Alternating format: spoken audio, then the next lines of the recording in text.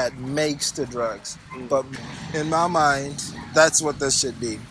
In memory of Ghanaians who fought for this place.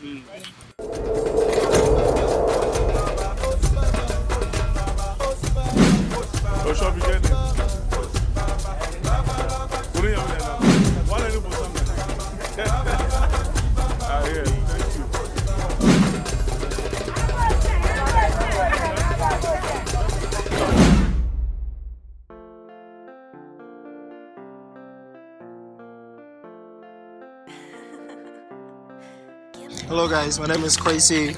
My name is Annie. We're here at Accra to check out the famous, wait, which one is this one again? Independence? This is the Independence Square. Yeah, so check out the Independence Square and then the Black Star Square Yeah. over there. So that's what we're doing tonight at 7:21 p.m. GMT in Accra. I would say that the Black Star Square is quite vast, very vast at that. I've seen it during daylight, but like at night times also, I'd say it's very historic. So that was a good scene to observe, as well as this one up here. Yeah, I don't know. Yeah, and the reason that we came to see it is we were driving past it, and it just reminded me of like monuments or like things like this, because it gives you a good sense of how prideful the people are, but also it gives you an idea of how far we've come, to my mind anyway. So I always sort of stop and sort of try to take it in. So I know you were asking us, like, why are people here at night? And it just feels like the weather is nice at this time. There's enough lighting to see what's going on. And so you can sort of take your time to take everything in.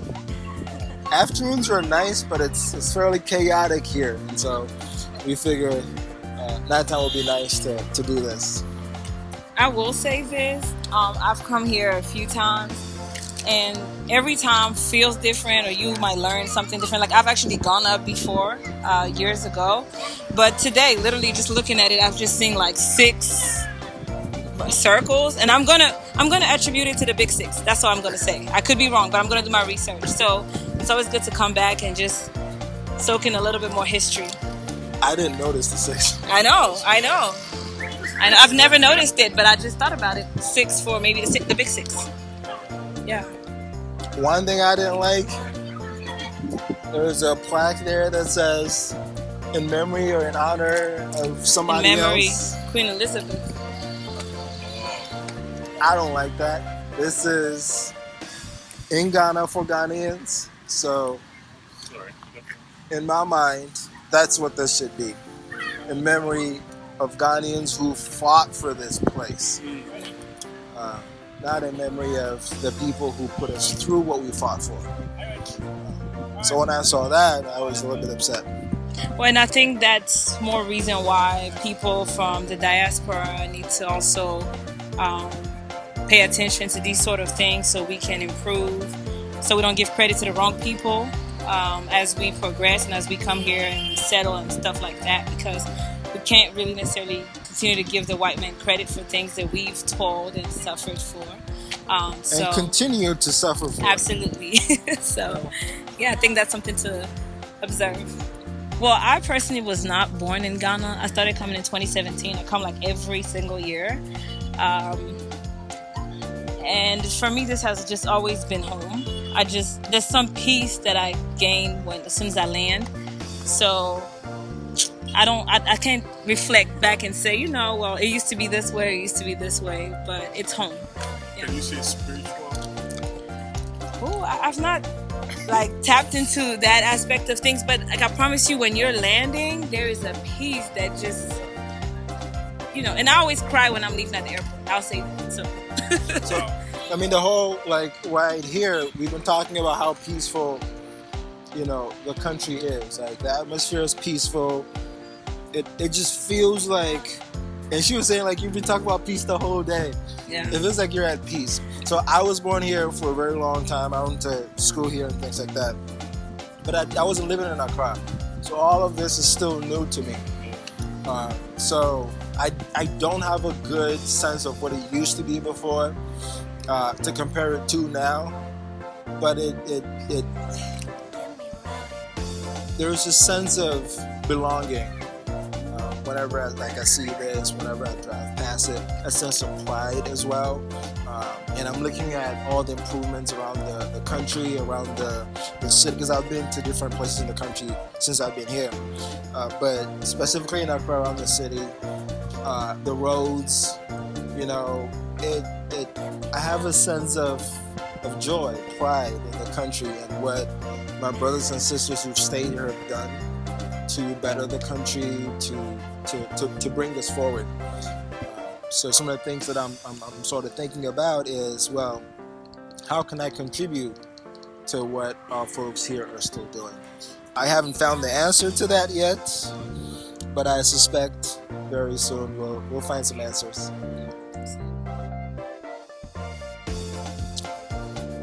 Well, I'm an HR coordinator. Aside from that, I am into the beauty department, so I do a lot of hair, aesthetics, makeup and stuff like that. And I also have a cooking business. So, say that one more time. We love food. Absolutely. I will say I'm a big critic. I'm a big food critic, but coming home, everything's very organic. That's one thing I love about coming home. Everything's super, super, super ultra organic, and it feels good. Like, when you're eating a vegetable, you're like, this is a real vegetable, So eating chicken is chicken. It's chicken. It's not pumped with hormones. So, yeah, HR coordinator, MUA, hairstylist, as well as a cook. There's improvement. I think there's enlightenment. There's YouTube. There's people give one-on-one classes. I can recommend some formidable people here in Ghana. But but I think it's improving. I think people are understanding the concept of makeup not just being painting, but makeup being enhancement. So it's improving. People are getting into it, and I think it's getting better. And you have to think about the fact that people are seeing someone do something, want to copy it. So we're just copying, but they should do more than just copying. They should do some research, understand how and why they should do certain things. So a quick tip that I will leave whenever I'm in Ghana, even in my clients abroad, like I would use milk of magnesia on my face in order to blot the oil. So my face is not necessarily oily. We've been out the whole day. I'm not drenched in sweat or anything like that. That blots out any oils. So that's something for people. Yeah, pro tip. Pro tip. I'm a photographer. It's not my 9 to 5 as most folks say, but I'm a fairly good photographer, I'd say. He is good. He took some good pictures of me just now. I do the best that I can. Yes. And then I'm also trained as a clinical pharmacist.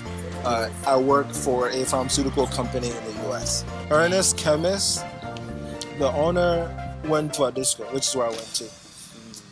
And so while I was there, I always used to remember him, right? And I didn't even know I was going to be a pharmacist at the time. And I saw it today at, I think it's East Legon. Oh, okay, yeah. I saw their headquarters or office or something there, and I remember making a mental note, oh yeah, that's them.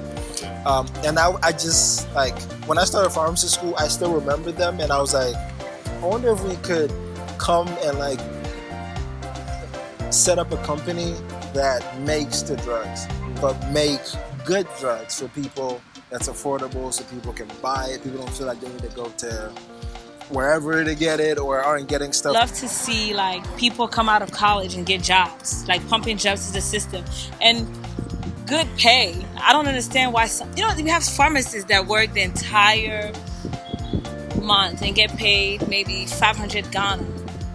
That's just it's sad. And not to talk about them, the transportation, how are they really making the money? So what is we need to definitely work on that, because there's no need to go to school. I mean, school is good, but they need to work on that drastically, because it makes the people who are here look at us like we have everything going on, and nothing is given to us in a silver platter. We have student loans, we have all all of that. I hear about it. Yes, thank God Biden put a pause on it because I was not ready. But he's still collecting. He's still so collecting, but he it's put a not pause. It's not like. Yeah, But it's still gonna be there. But he's still collecting his money. yeah, but we need to definitely work on that and give people jobs. Give people jobs based on merits, not connections.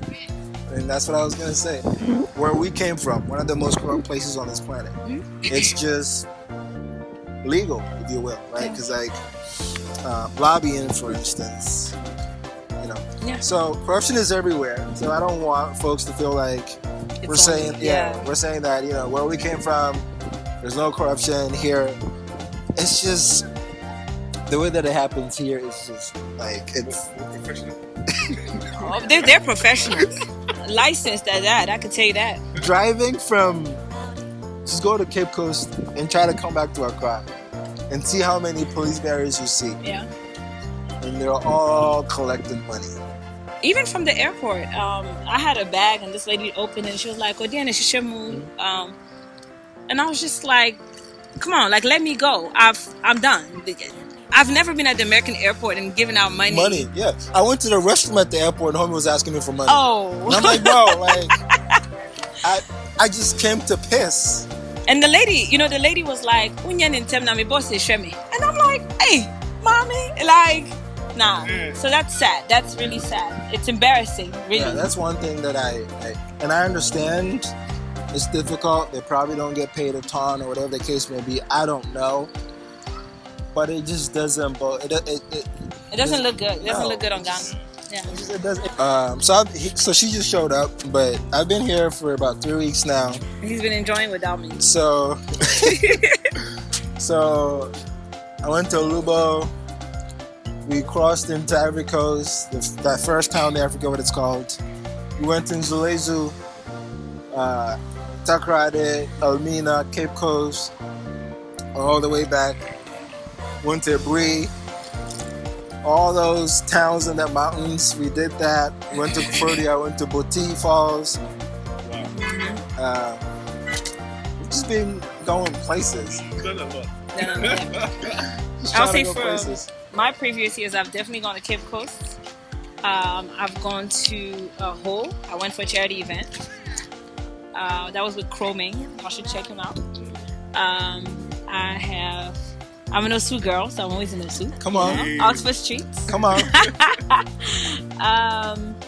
I've done a few places. I can't think of it, but I would like to go to Kumasi. I've not been to Kumasi yet, so that's somewhere I'd like to go. Ashtown. Ashtown, yeah. So, yeah, but as for the Accra, they inside from. Everywhere. Yeah, I mean, from Labadi to Teshi So tell to me, where are Kanashi. the hot places to visit? Oh, food-wise, or what are we doing? I don't know. She knows. I mean, famous Bloom Bar. What is it? Oh God, please ask again. Bloom Bar, I mean, years ago, Bloom Bar was like, that's the spot. Like, Bloom Bar was just, so right now, I haven't been since I came, so I don't know. Garage, I've heard of Ace. Luna, yeah. You know. I've never been.